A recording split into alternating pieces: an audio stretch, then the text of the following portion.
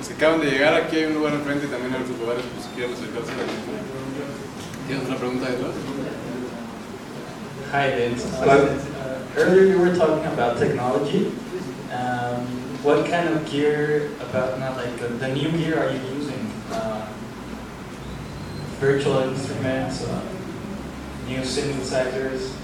Well, the way that I'm at the moment, I mean, I have obviously opened mind to the stuff I've been collecting for years, but as far as new stuff is concerned, what I'm intending to do right now is I program everything with soft sims, so I get all the notes and the arrangements and a kind of rough idea of the feel of the track, and then I'll replace those sounds with analog sounds. But new gear-wise, I have a lot of soft sims, but I'm really into the Eurorack stuff at the moment. I mean, I think it's really, really cool. You know, it's so weird that suddenly all these companies have sprung up, making really interesting modules. And what sets them apart from the modular stuff that I had originally is the fact that they are far more stable. So you tend to get like synthesizers that sound in tune, which is great. So that's the new thing for me.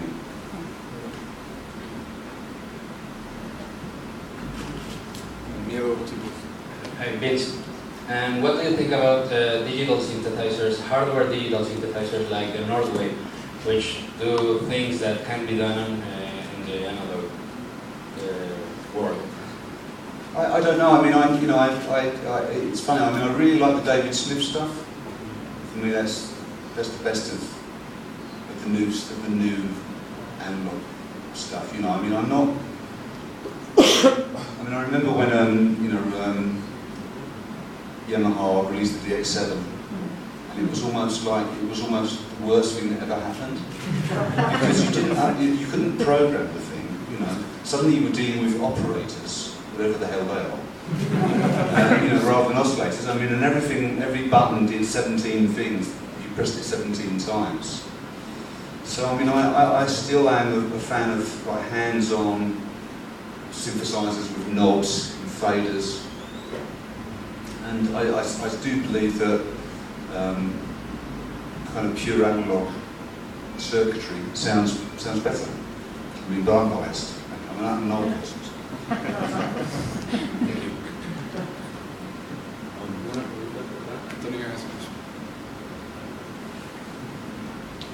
Hi guys, again.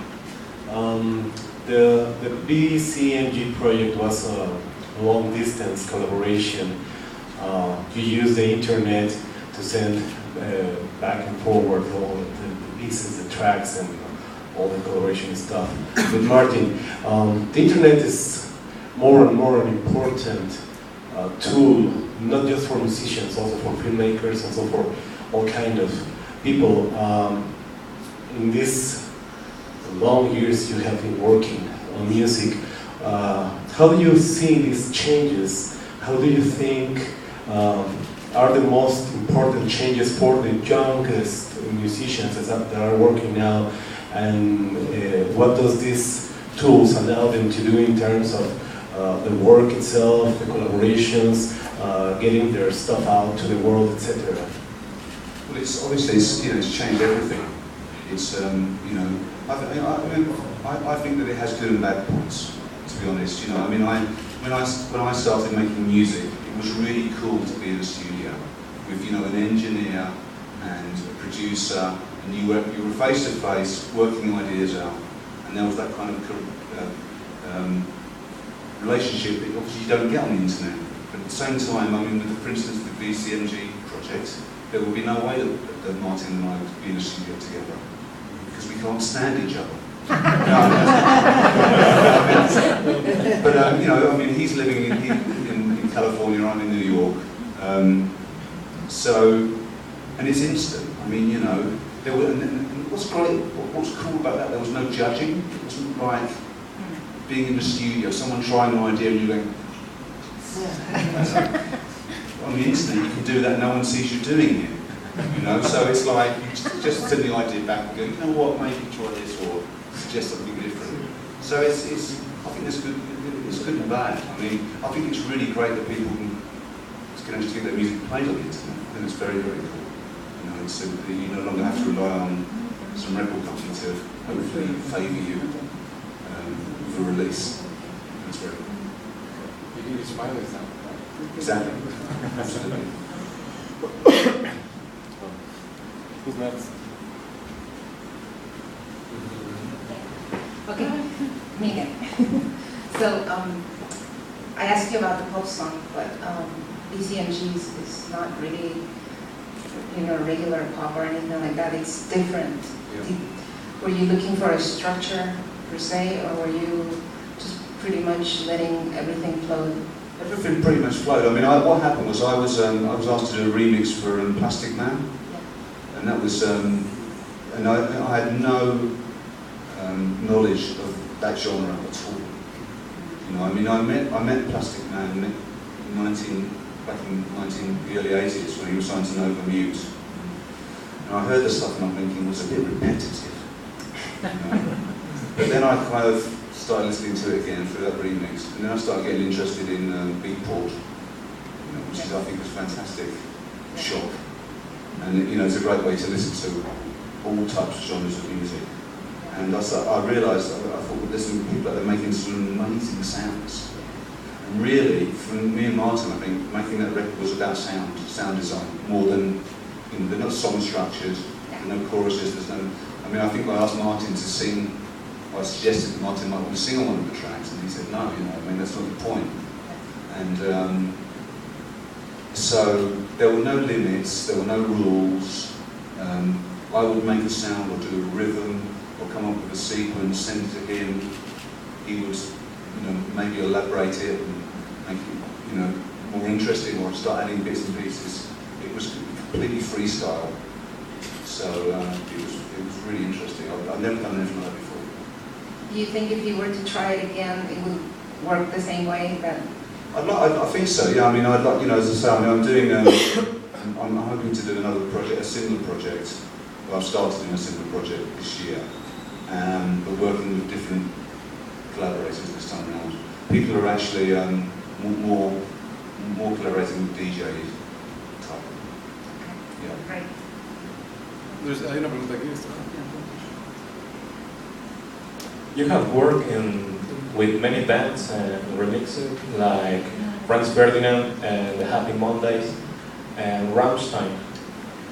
Did you like those kind of styles of music?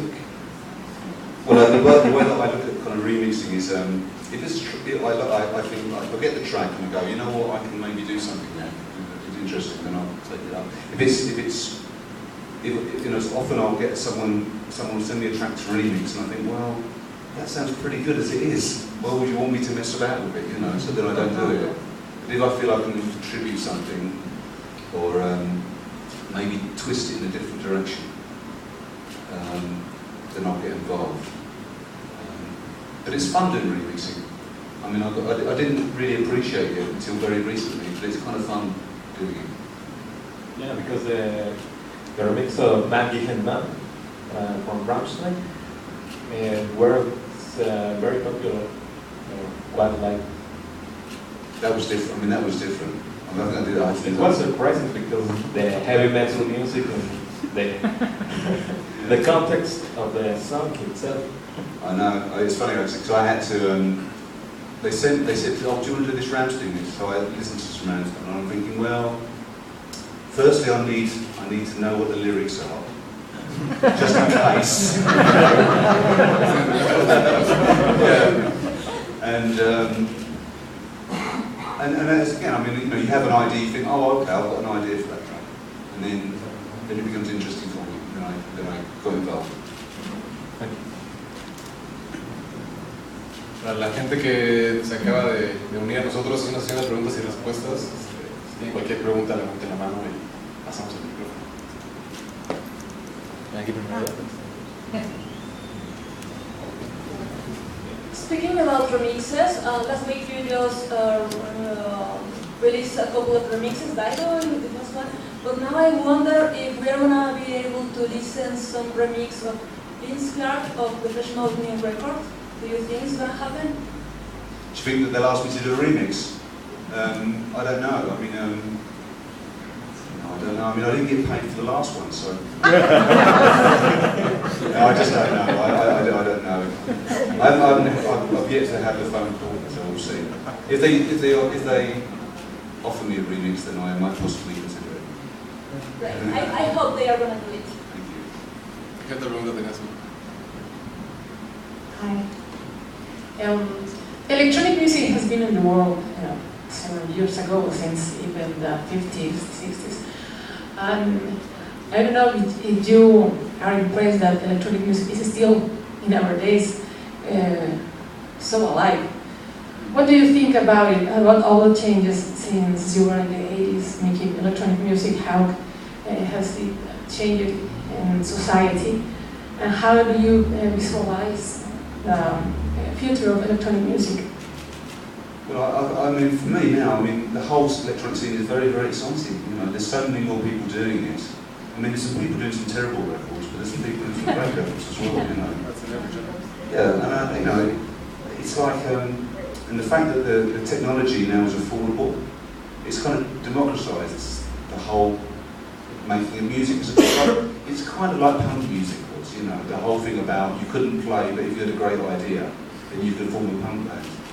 And now, it's this, with electronic music, you don't have to think about, well, I have to have a great piano in order to make a record. If I've got a good idea, then I can put that on my computer and I can actually make a record from it. I think that that's very cool.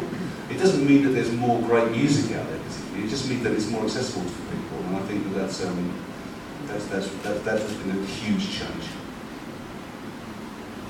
Did you imagine how it could be now in this time, when you were in the 80s? How it could be the electronic music in 2000? Well, I mean, in the 80s, I mean, you know, when we started making electronic music, and us and many other bands, I mean, it was really looked down upon. In the same way that punk music was, you know, it was looked at as people that can't play and can't write songs and they have really nice hair. You know? So. But now it's everyone. I mean, everybody is using that technology in music. That's very successful. Yeah. Thank you. ¿Hay otra pregunta aquí? Hello. Is there still a place for independent production in the current music scene now? Like, for example, last 2 years ago was in the London U2Day events where I think it was DJ Polo or something like that, who was talking about production getting more and more in the hands of the bands instead of outside production. What do you think? That's very interesting. I mean, I think that obviously there are more bands producing themselves because they can. You know, people have bedrooms and they have computers, and that's kind of what they need. Having said that, I think, you know, from my own experience, it's like Andy and I, for instance, we kind of need a producer because, you know, we may have these ideas, but we'll go off on tangents. And it's great to have someone who has a kind of an overall view and a perspective on what you're doing, and a different vision as well. Someone that can kind of nudge you along and say, you know what, stop recording, that's all finished, or you need to do something in that particular chorus. So I think that there's still a place for production, for sure. Budget-wise, because for example, I have a own record label, I work in the industrial music scene, there is no budgets. There is no budget, but then there is no budget for anybody, is there? You know what I'm saying? So it's not like producers are in a worse camp than anybody else. So I think now people, you know, I mean, at the end of the day, you have to look at it, okay, well, I can sell X amount of units, that will make me X amount of money. It won't make me huge amounts of money, but, you know, that's not why you're making, hopefully, why you're not making music in the first place. You know, you do it because you love it, and it pays for the next production. So I think it's a different scene now, but it's still very healthy, I